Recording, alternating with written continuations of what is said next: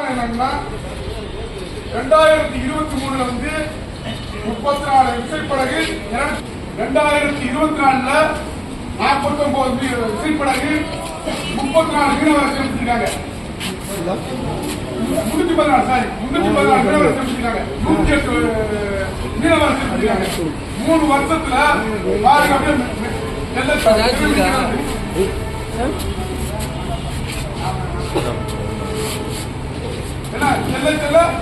அப்படியே கூட தான் போயிட்டு நம்ம போராட்டம் நடத்திருக்கான். போராட்டம் நடத்தி மத்திய அரசு வர ஒரு படையை கூட வீட்டு கொடுக்கல.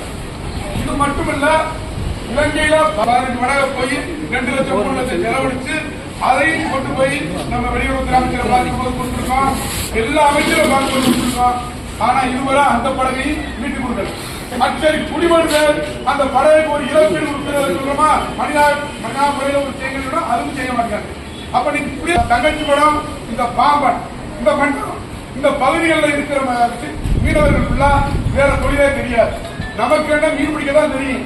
விவசாயமோ மற்ற தொழிலோ எதுவும் தெரியாது. ஒரு கடலுக்கு போய் திரை பிடிச்சாலும் மறுபடியும் திருப்பி வந்தாலும் திருப்பி அந்த தொழில் தான் போகும். சில மீனவர்கள் கூட 2 வருஷம் 3 வருஷம்